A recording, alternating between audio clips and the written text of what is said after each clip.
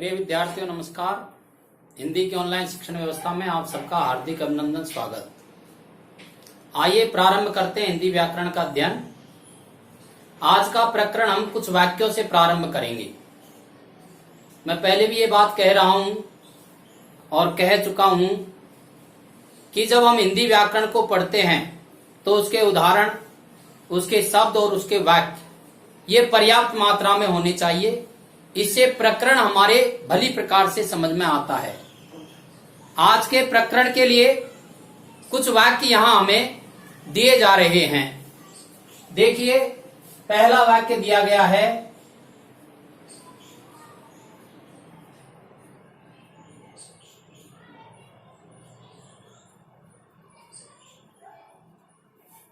लड़का जाता है।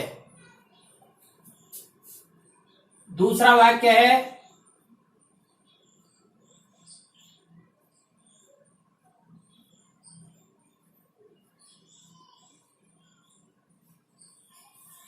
लड़के जाते हैं। वाक्य नंबर 3,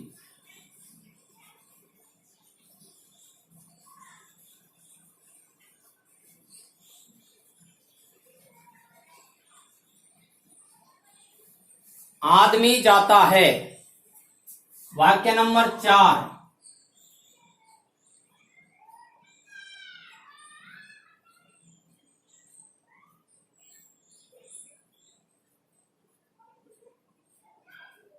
आदमी जाते हैं। वाक्य नंबर 5,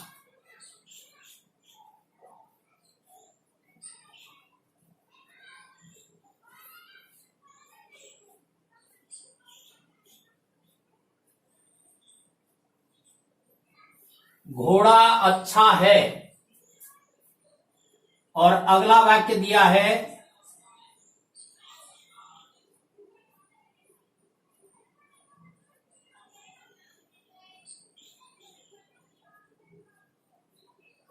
घोड़े अच्छे हैं। इन वाक्यों को आप पढ़िए। इन वाक्यों में आए शब्दों पर विचार करते हैं। लड़का संज्ञा शब्द है, जाता है क्रिया शब्द है। लड़के संज्ञा शब्द है, जाते हैं क्रिया शब्द है। आदमी संज्ञा शब्द है, जाता है क्रिया शब्द है। आदमी संज्ञा शब्द है, जाते हैं क्रिया शब्द है। घोड़ा संज्ञा शब्द है, अच्छा विशेषण शब्द है क्रिया शब्द है। घोड़े संज्ञा शब्द है, अच्छे विशेषण शब्द है क्रिया शब्द है। मैं आपका ध्यान इन वाक्यों के अंदर आई एक खास विशेषता की ओर आकर्षित करना चाहता हूं। इन वाक्यों में कुछ वाक्य ऐसे हैं जो हमें केवल एक होने का बोध करा रहे हैं और कुछ वाक्य ऐसे हैं जो हमें एक से अधिक होने का बोध करा रहे हैं। एक और अनेक ये जो शब्द हैं ये संख्या शब्द हैं, अर्थात इन वाक्यों में प्रयुक्त वाक्य हमें संख्या का ज्ञान करा रहे हैं, संख्या का बोध करा रहे हैं। लड़का एक संख्या का बोध करा रहा है, जाता है एक संख्या का बोध करा रहा है। घोड़ा एक संख्या का बोध करा रहा है। अच्छे एक से अधिक का बोध करा रहा है।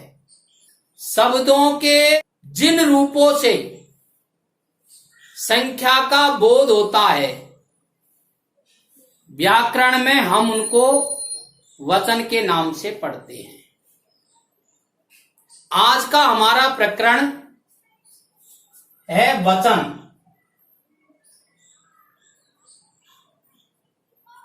वचन का शाब्दिक अर्थ क्या है, या वचन किसे कहते हैं, यह समझना हमारे लिए जरूरी हो जाता है। तो वचन का शाब्दिक अर्थ है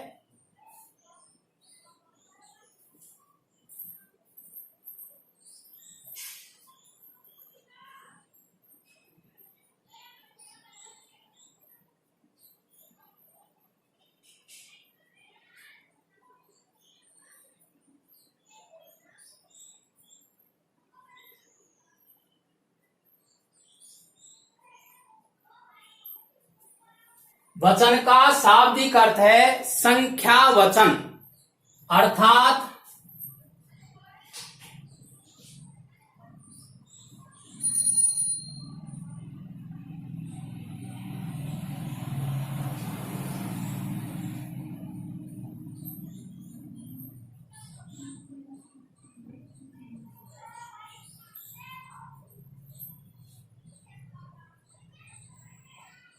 संख्या वचन को ही वचन कहते हैं। संख्या वचन यानी संख्या का ज्ञान कराने वाले। और वचन क्या है कि वचन विकारी शब्दों के विकारक तत्व हैं। क्या है वचन?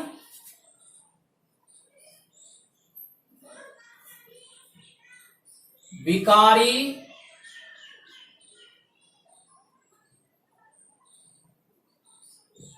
शब्दों के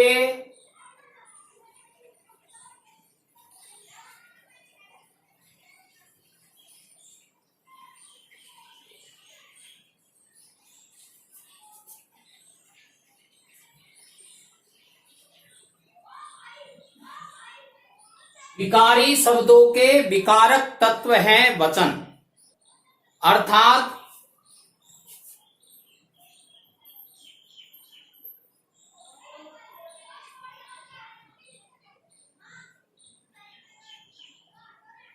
शब्दों के संख्या बोधक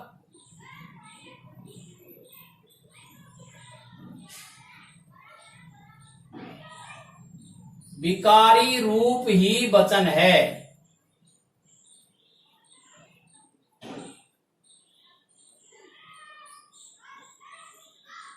अर्थात शब्दों के संख्या बोधक विकारी रूप ही वचन है। इन चारों बातों से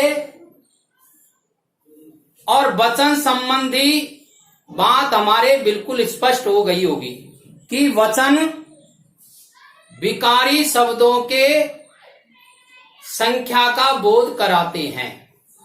विकारी शब्दों में जो परिवर्तन होता है या विकार होता है वो इनके कारण से होता है। ये शब्द नहीं है, ये शब्दों के विकारक तत्व हैं। इनके द्वारा शब्दों की संख्या का बोध होता है। शब्द क्या है? संज्ञा, क्रिया, विशेषण और सर्वनाम। इनमें एक और अनेक का बोध जिन विकारक तत्वों के द्वारा होता है वह वचन है। अब इन उदाहरणों में हम देख रहे हैं लड़का, आदमी, घोड़ा। ये ऐसे शब्द हैं जिनसे एक होने का बोध हो रहा है। जाते हैं, अच्छे, ये ऐसे शब्द हैं जिनके द्वारा अनेक का बोध हो रहा है। अर्थात वचनों के प्रकार होते हैं। तो वचनों के प्रकार कितने होते हैं?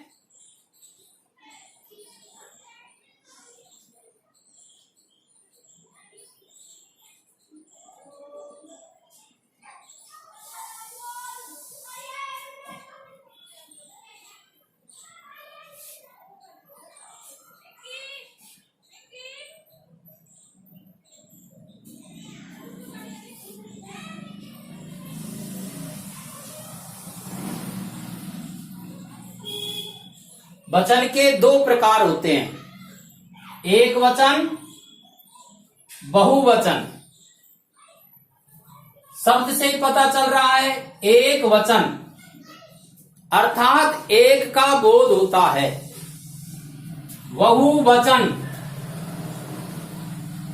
बहु जो शब्द है ये उपसर्ग है और अधिक के अर्थ में काम आता है, अर्थात एक से अधिक का बोध होता है, बहुवचन है। एक वचन के उदाहरण लड़का, जाता, आदमी, अच्छा, वह। ये ऐसे शब्द हैं जिससे एक का बोध हो रहा है। तो हम क्या कहेंगे? शब्द के जिस रूप से। और ये शब्द कौन है? या तो ये संज्ञा शब्द है, या विशेषण है, या क्रिया है, या सर्वनाम है। और इनको विकारी शब्द कहते हैं। तो हम ये कह सकते हैं, विकारी शब्दों के जिस रूप से एक का बोध होता है, एक व्यक्ति या एक पदार्थ का बोध होता है, उसे एक वचन कहते हैं। और बहुवचन शब्द देखिए, जाते हैं, आदमी, घोड़े, अच्छे, वे। ये ऐसे शब्द हैं जिनके रूपों से एक से अधिक का बोध होता है। अर्थात शब्दों के जिस रूप से एक से अधिक का बोध होता है, उन्हें बहुवचन कहते हैं। अब हमारे समझने की दृष्टि से परिभाषा दी गई है। वचन की परिभाषा, विकारी शब्दों, विकारी शब्द कौन है? संज्ञा, सर्वनाम, विशेषण और क्रिया के जिस रूप से संख्या, संख्या यानी एक या अनेक का बोध होता है, वचन कहते हैं। जैसे लड़का, लड़के, वे आदि। इन रूपों से, शब्दों के इन रूपों से और इन शब्दों के अंदर संख्या का बोध हो रहा है। वचन दो प्रकार के होते हैं, एक वचन और बहुवचन।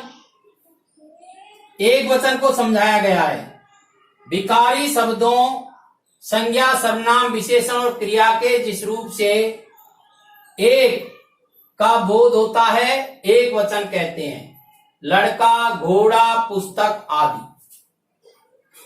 बहुवचन, विकारी शब्दों, संज्ञा, सर्वनाम, विशेषण और क्रिया के जिस रूप से अनेक, एक से अधिक पदार्थ या व्यक्तियों का बोध होता है, बहुवचन कहते हैं। जैसे लड़के, लड़कों, पुस्तकें, पुस्तकों, घोड़े, घोड़ों, बालकों आदि। ये बहुवचन शब्द रूपों के उदाहरण हैं। अब आप यहां देख रहे होंगे, आदमी जाता है, आदमी जाते हैं। आदमी शब्द का रूप एक है, लेकिन क्रिया के द्वारा इसके एक या अनेक का बोध हो रहा है। इसी प्रकार से लड़के भी बहुवचन शब्द है और लड़कों भी बहुवचन है। पुस्तकें बहुवचन और पुस्तकों बहुवचन है। ऐसे ये शब्दों के रूप बहुवचन होते हुए भी भिन्न हैं। क्यों हैं? इसका अध्ययन हम अगले वीडियो में करेंगे। अब आप इसका स्क्रीनशॉट ले लीजिए और याद रखने की दृष्टि से इसे आप अपनी गृह कार्य की कॉपी में उतारना, और समझने की दृष्टि से कम 2 बार इस वीडियो को आप सुने, और शिक्षण के अन्य वीडियो आपके पास आते रहें। इसके लिए आप इसे सब्सक्राइब करें। धन्यवाद।